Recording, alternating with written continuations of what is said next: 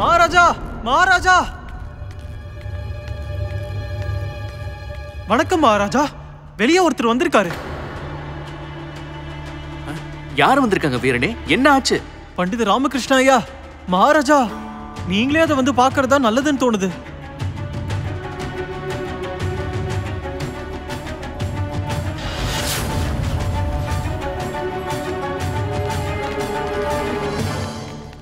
விஜயநகர மக்களே, உங்க நாட்டிலேயே பலசாலியான வீரன் யாரு?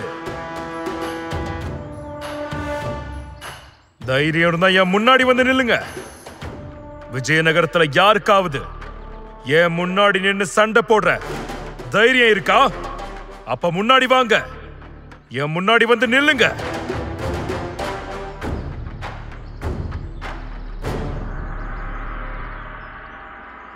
பண்டித ராமகிருஷ்ணா, ஏதாவது பண்ணு. நான் என்ன பண்ணணும்? என்னால முடியாது. எதுவும் பண்ண மாட்டியா? சரி, நானே பண்றேன். நான் அவனுக்கு பதில் சொல்றேன்.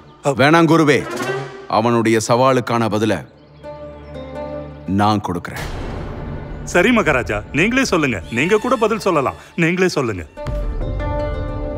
என்ன விஜயநகரத்துல வீரர்களே இல்லையா? யாருக்கு நான் கொடுக்கிற சவாலை ஏத்துக்கிற தைரியம் இருக்கு?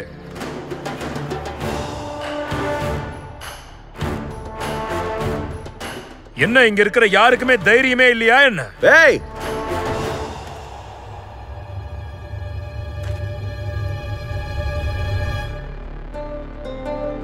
என்னுடைய ராஜ்யத்துக்கே வந்து என்னுடைய மக்களுக்கு என்ன தைரியம் இருந்தா சவால் விட்டுக்கிட்டு இருப்பேன். நீ யாருன்னு சொல்லு. நான் தான் பலசாலி பஞ்சவிரஷா. நான் நிறைய ராஜ்யங்களுக்கு போய் இந்த மாதிரி சவால் விட்டுருக்கேன். நான் போன எந்த ராஜ்யத்திலையும் இப்படி சவால் விட்டு ஜெயிக்காம நான் திரும்பி வந்ததே கிடையாது.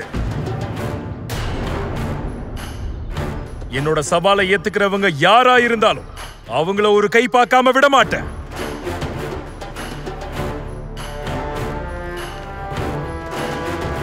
மகாராஜா, இங்க பாருங்க.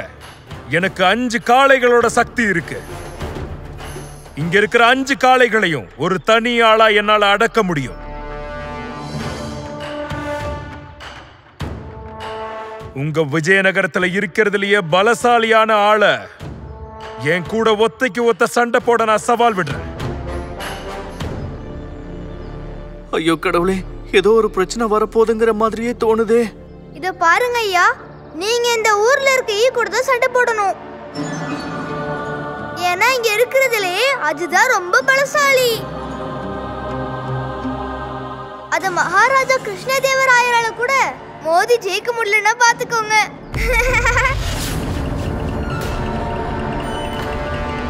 பண்டித ராமகிருஷ்ணா, இவன் எவ்வளவு வாயாடுறான் பாத்தியா? தம்பி சோமு, நீ கொஞ்சம் அமைதியா இருக்கியா? இங்க இருக்கிறதுலயே ரொம்ப பலசாலியான ஆள் நான் தான். நான் தான் மகாராஜா கிருஷ்ணதேவராயர். மகாராஜா, எனக்கு என்ன தோணுதுன்னா, இந்த சமயத்துல நீங்க அவனுடைய சவாலை ஏத்துக்கிறது நல்லது கிடையாது. ஏன் கிடையாது? வீரரே, நீங்க இங்க இருந்து கிளம்பலாம். மகாராஜாவோட ஆலோசகர் வந்து இந்த சவாலை ஏத்துக்க கூடாதுன்னு ஆலோசனை சொல்லிருக்காரு.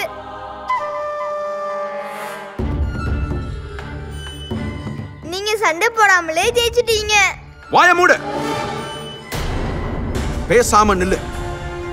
இதுக்கு வாய்ப்பே இல்ல பண்டித ராமகிருஷ்ணா. விஜயநகரம் வீரம் நிறைஞ்ச மண்ணு. நான் கண்டிப்பா அவனுடைய சவாலை ஏத்துக்க தான் போறேன்.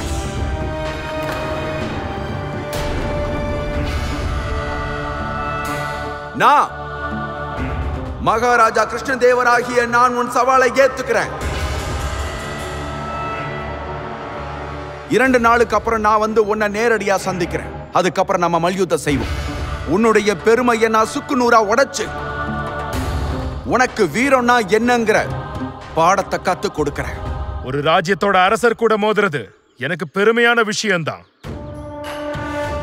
ஆனா போட்டியோட விதி என்னன்னா, ஒருவேளை நீங்க என்கிட்ட தோத்து போயிட்டா உங்ககிட்ட இருக்கிற எல்லா சொத்தும், அதாவது உங்களோட ராஜ்யம், அது என்னோடதாயிடும். அப்புறம் நான் தான் இந்த ராஜ்யத்துக்கே புது ராஜா. மகாராஜா, நான் இதை ஏத்துக்கிறேன்.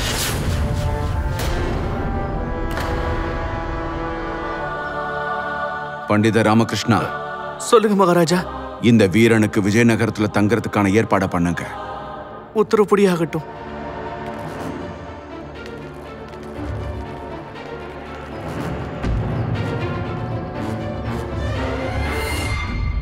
வாங்க ஐயா. பஞ்சவர்ஷா அவர்களே, இது விஜயநகரத்துடைய அரசு விருந்தாளிகளுக்கான வீடு. 2 நாள் நீங்க இங்கே தங்கிக்கலாம். உங்களுக்கு சேவை செய்ய வெளியே எப்பவும் ஆட்கள் தயாரா இருப்பாங்க. ரொம்ப நன்றி பண்டிதர் ராமகிருஷ்ணரே. இந்த விஜயநகரத்தோட ராஜாவா நான் ஆனதுக்கு அப்புறம் என்னோட முதன்மையான ஆலோசகரா நான் உங்களை தான் நியமிக்க போறேன். எனக்கு என்ன தோணுதுன்னா, மகாராஜா உங்க யோசனைய கொஞ்சம் கூட யோசிச்சு பார்க்காம அதை மறுத்திருக்க கூடாது.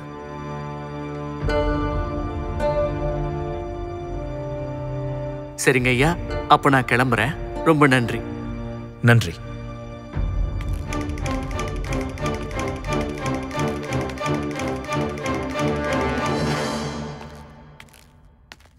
இந்த வீரன் பஞ்சவர்ஷா இவ்வளவு பலசாலியா இருந்தாலும் பொறுமையாவும் ரொம்ப நிதானமாவும் நடந்துக்கிறான். ஆனா மகாராஜா எல்லா முடிவையும் யோசிக்காம எடுக்கிறாரு.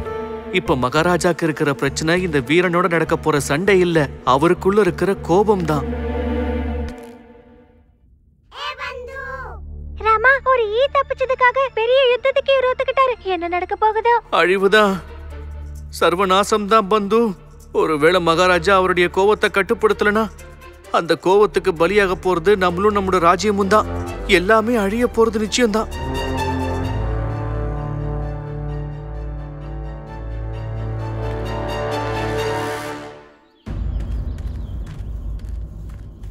பண்டித ராமகிருஷ்ணா, பண்டித ராமகிருஷ்ணா.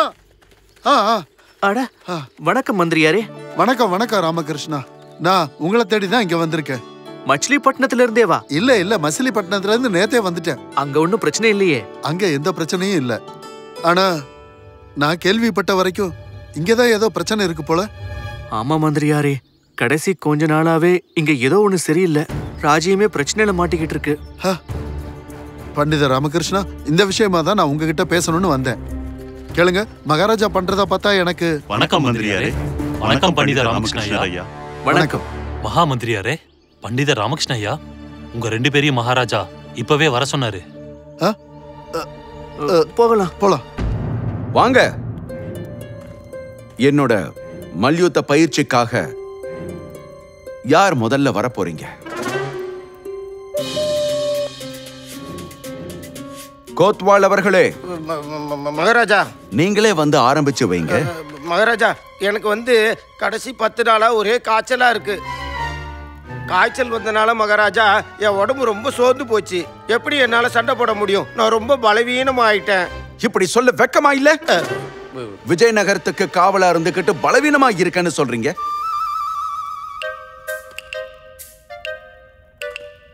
குருவே, வாங்க, வெளியில வந்து நில்லுங்க. சரி மகாராஜா. வாங்க. குருவே, நீங்க எந்த கவலையும் படாதீங்க. என்ன கேட்டா நீங்க தைரியமா முன்னாடி போகலாம். ஏன்னா உங்ககிட்ட தான் தெய்வ சக்தி இருக்குது இல்ல, அது உங்களுக்கு எதுவும் ஆக விடாது. பாத்துக்கோங்க, இவன் உங்களை மாட்டி விடுறான். உங்க கூடவே என்னுடைய பயிற்சி ஆரம்பிக்கிறேன். வாங்க. சரி மகாராஜா.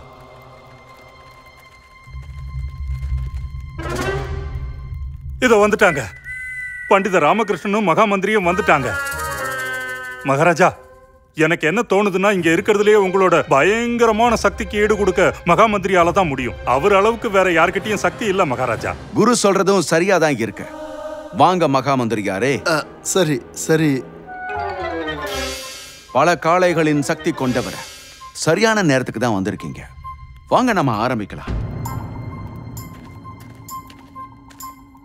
வாங்க வாங்க மகாமந்திரியாரே. மகாராஜா. ஏன் குருஜி சண்டை பயிற்சி எடுக்கிற இடத்துல இருக்காரு? மகாராஜா, அது நான் உங்க கூட மல்யுத்தம் கண்டிப்பா பண்றேன். ஆனா நான் சொல்ல வர்றது என்னன்னா, கடைசி 3 நாளா நான் விரதத்துல இருக்கேன். தண்ணி கூட நான் குடிக்க கூடாது. எதுவும் சாப்பிடாம இருக்கிறப்போ காளைங்களோட பலத்தை விடுங்க. கட்டெரும்போட பலம் கூட இருக்காது மகாராஜா. நான் உங்க கூட பயிற்சி கண்டிப்பா பண்ணலாம். ஆனா அந்த பயிற்சி முழுமையானதா இருக்க முடியாது மகாராஜா. அப்படின்னா நீங்களும் என் கூட பயிற்சி பண்ண மாட்டீங்க? இல்ல இல்ல. ஆமா மகாராஜா. பண்டித ராமகிருஷ்ணா வாங்க, நீங்க வாங்க, நாம ஆரம்பிக்கலாம். அதுதான் சரி மகாராஜா. இல்ல மகாராஜா, இல்ல, அது வாங்க மகாராஜா. அது என் கூட பயிற்சி எடுக்கிறதுனால உங்களுக்கு என்ன பயன் இருக்க போகுது சொல்லுங்க? ஏன்னா நீங்க தான் என்ன சுலபமா ஜெயிச்சிட முடியுமே. ஏன் சொல்றேன்னா, இந்த மாதிரி ஒரு பிராமணனோ இல்ல பண்டிதனோ யுத்த கலையில திறமசாலிங்க இல்ல, நாங்க வேதங்கள்ல தான் திறமசாலிகள். அதனால நீங்க என்ன மன்னிக்கணும் மகாராஜா. அப்படின்னா இங்க இருக்க யாருக்குமே இங்க வந்து என் கூட சண்டை பயிற்சி பண்ற தகுதி கொஞ்சம் கூட இல்ல. சரியா சொன்னீங்க. அப்படின்னா எல்லாரும் பின்னாடி தள்ளி நில்லுங்க. நான் தனியாவே பயிற்சி செஞ்சுக்கிறேன்.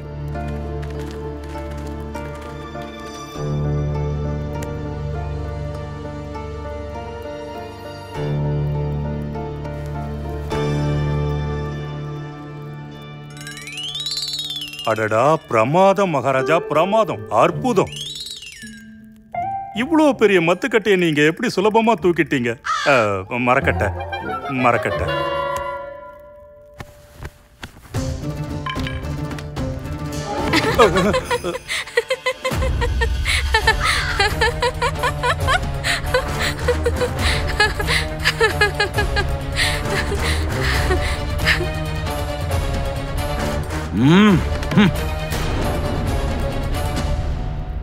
அட கடவுளே, இந்த சௌதாமினி தேவியோட சிரிப்பு மகாராஜா வாக்கிடுச்சு கடுப்பு.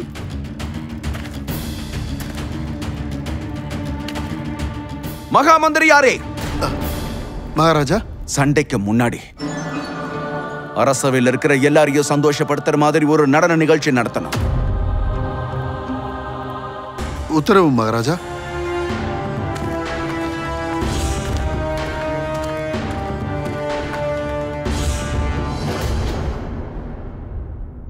மகாராஜா, நீங்க உத்தரவிட்டபடியே நாட்டியக்காரியான சௌதாமணி அவர்களும் ஒரு இசைக்கலைஞரும் நம்மளுடைய அரசவைக்கு வந்திருக்காங்க.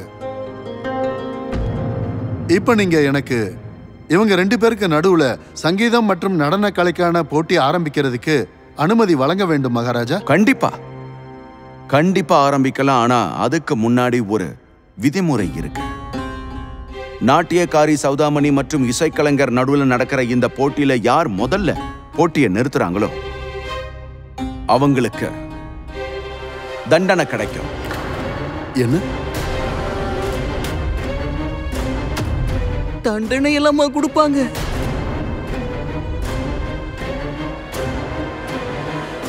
என்ன மன்னிக்கணும் மகாராஜா, 2 பேருடைய கலையும் வெவ்வேறு விதமானது.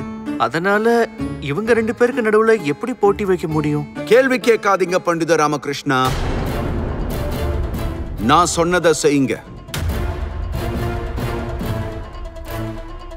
மகாமந்திரி யாரே, போட்டியை ஆரம்பிக்கலாம். உத்தரவு மகாராஜா.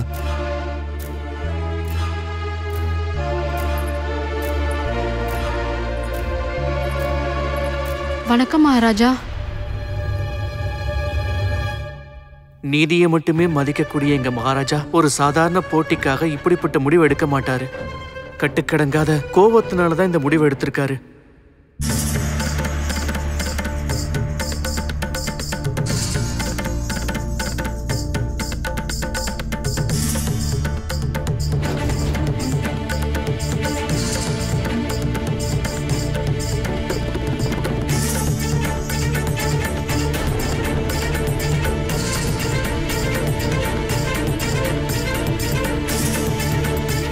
மிருதங்கம் வாசிச்சு முடிக்கிற வரைக்கும் ஆடணும்னா இவளோட மென்மையான பாதம் என்ன ஆகும்? போட்டி அது மட்டும் இல்ல குருஜி, மிருதங்கத்தை வாசிக்கிற வரைக்கும் ஆடணும். அப்படி இல்லைன்னா அவங்களால ஆட முடிகிற வரைக்கும் மிருதங்கத்தை வாசிச்சுக்கிட்டே இருக்கணும்.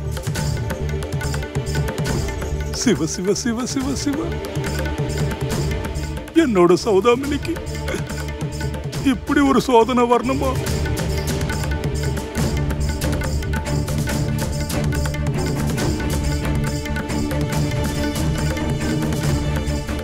அற்புதம், அற்புதம்.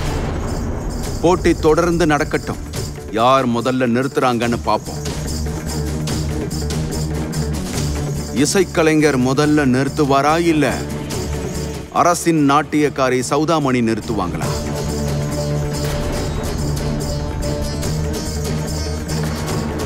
யாரா இருந்தாலும் தண்டனை நிச்சயம்தான். மகாராஜா,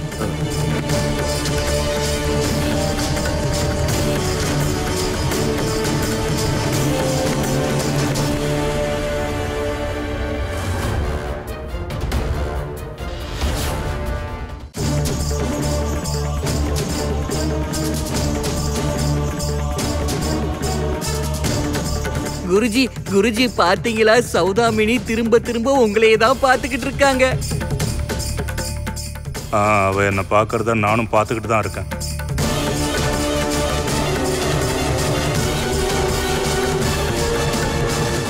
மந்திரியாரே, பாத்தீங்களா நம்ம மகாராஜா கலைகளுக்கு எவ்வளவு பெரிய ரசிகரா இருந்தாரு. ஆனா இன்னைக்கு அரசவையில எல்லாரும் முன்னாடியும் கலைகளை அவமதிச்சுக்கிட்டு இருக்காரு. ஏதாவது பண்ணுங்க மகா மந்திரியாரே. நான் என்ன பண்ண முடியும் பண்டிதா ராமகிருஷ்ணா? நானும் இதை கவனிச்சுக்கிட்டு தான் இருக்கேன். ஆனா எதுவும் பண்ண முடியல. அது மட்டும் இல்ல, இந்த நேரத்துல மகாராஜா கிட்ட ஏதாவது சொன்னா அது சரியா இருக்காது.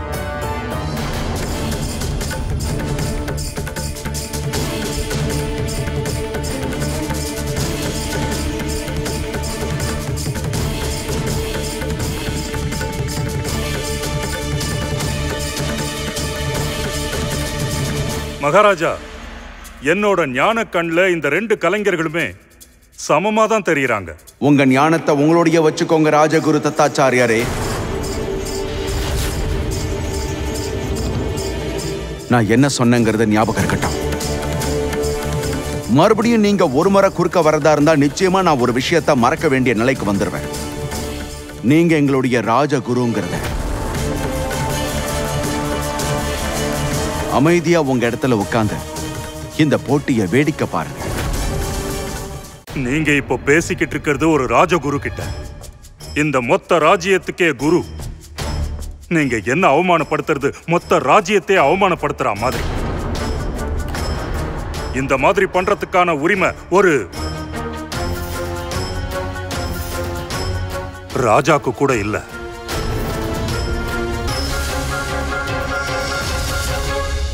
குருவே, நீங்க மகாராஜா கிருஷ்ணதேவராயருக்கு யாருக்கிட்ட எப்படி பேசணும் பழகணும்னு பாடம் எடுக்க விரும்புறீங்களா?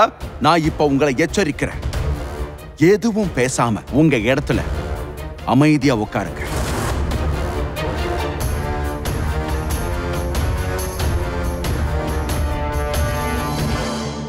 எங்க எனக்கான மரியாதை கிடைக்கலையோ அந்த இடத்துக்கு மறுபடியும் என் நிழல் கூட போக நான் விட மாட்டேன். ஒருவேளை அந்த இடம் உங்க அரசவையா இருந்தாலும் சரி, எந்த அரசவையில இந்த ராஜகுருவை நீங்க அவமானப்படுத்தினீங்களோ அந்த இடத்துல என்னால ஒரு நிமிஷம் கூட இருக்க முடியாது. நான் கிளம்புறேன். மொத்தமா இங்க இருந்து கிளம்புறேன். நன்றி மகாராஜா. குருதேவரே, எதுவும் சொல்லாத பண்டித ராமகிருஷ்ணா, எதுவும் சொல்லாத. இன்னைக்கு என்னோட மனசு ரொம்பவே புண்பட்டுருச்சு. நான் மொத்தமா உடைஞ்சு போய் தீராத வழியில இருக்கேன். நீ இப்போ சொல்ல போற ஆறுதலை தாங்கிக்கிற அளவுக்கு கூட எனக்கு தெம்பு இல்லை. ரொம்ப நன்றி, ரொம்ப நன்றி.